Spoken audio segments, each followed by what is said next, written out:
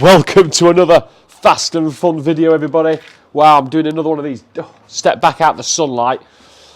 This video, I'm getting out the trusty 1993 Mark 1 MX5. Going to take it for a drive and answer the question of, is a Mark 1 MX5 now underpowered? Is the 128 brake horsepower when new 4-cylinder motor in the 1.8 Mark 1, is the MX5 now just too old and too slow for modern day sports cars? That's the question we're going to answer.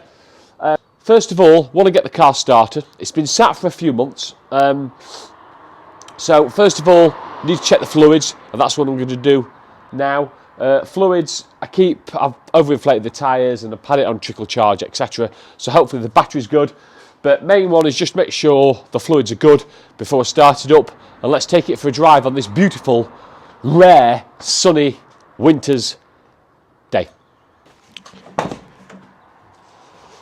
Oh. I never know which side the boot releases because I've got so many cars, I think. So just push this.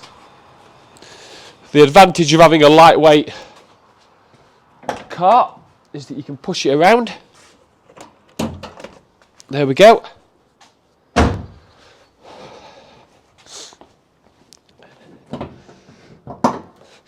And there's the beauty.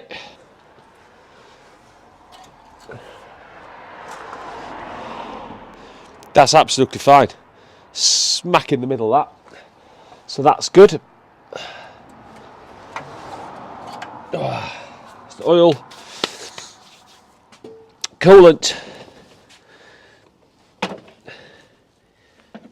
Yeah, absolutely fine. There as well.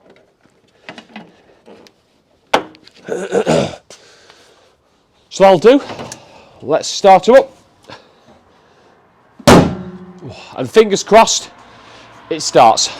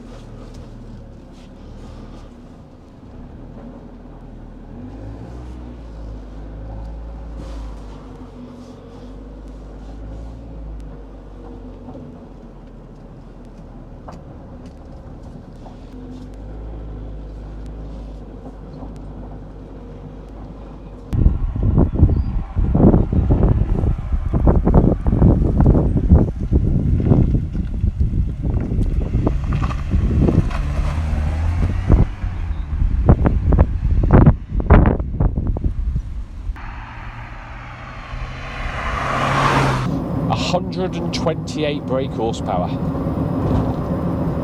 You see, nowadays that seems punitive, and in fact it's probably not got 128 as well today.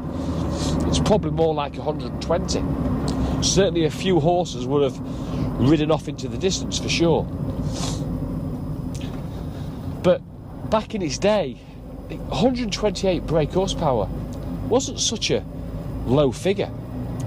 Hot hatches were much around that, maybe slightly more in some cases. And Mazda's intention was never to actually build a two-seater roadster that was going to spin up tyres at every opportunity. It was all about open-top driving and enjoying the thrill of the driving, the gear change, the steering, everything that makes up a great car, and wrap it into an affordable package for the masses. You've got to say they absolutely nailed that. But times have moved on now, and the 120 something bhp, well, what's it like in modern day traffic? It's not a quick car. It was perhaps never really quick, even in its day. But even today, it's brisk. Yes, it'll get beat away from the traffic lights from the family of four in their SUV that, well, it's not really competing with. You see, running away from the traffic lights and trying to do the 0 to 60 sprint, that's completely missing the point of what the MX5 was built for.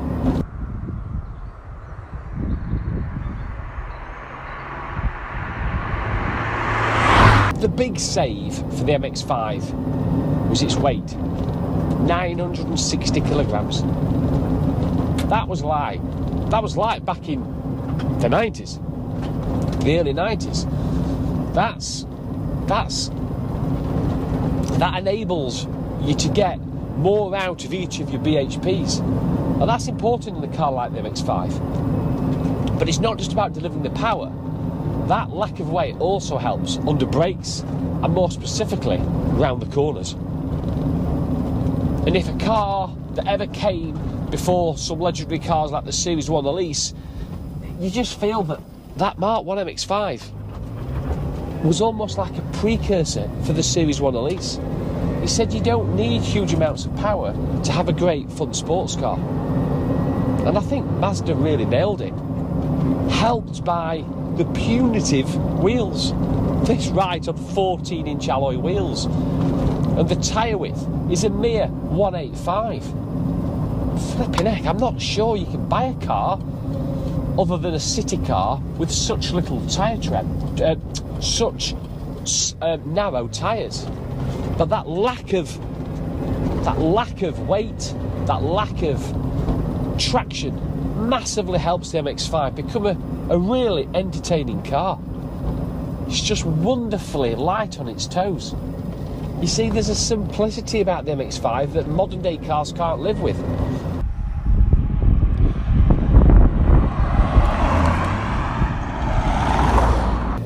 You see, the problem is with some of the more powerful cars, and I include a few of my cars as well, is that finding the opportunity to use the full power, the full capability on the road is very, very limited. In fact, I'd go as far to say in some cases you really have to pay for track days in order for you to exploit that capability, because they're so fast, they're so quick, that to do anything safely and legally on the roads, it's becoming almost impossible. And traffics just continue to build and build to make those rare opportunities more difficult, unless you have to go hunting certain locations at certain times just to find those clear roads to enjoy and exploit the huge capability of some of more modern sports cars. But the MX5, you don't need to do that. You can take it out in the middle of the summer. Oh, just watch, there's a lorry. You can take it out on a sunny Sunday day in the summer when the roads are quite busy, and you can absolutely rev it completely out, take it up to the 7,000 red line, really stretch its legs, do a bit of heel and toe, and you know what? It's all done. Legal speeds, it's all done safely.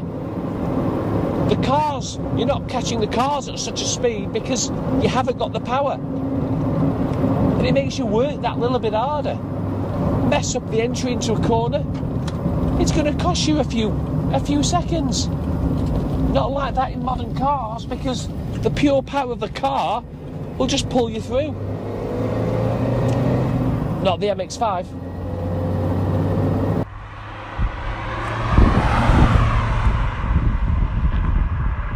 The Mark 1 MX5 too slow nowadays? Is it quick enough?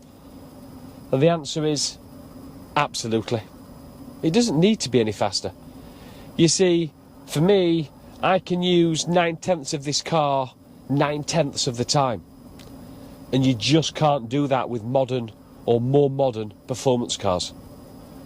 You can use every one of its horses, you can use a delightful gearbox, and you can have a massive amount of fun.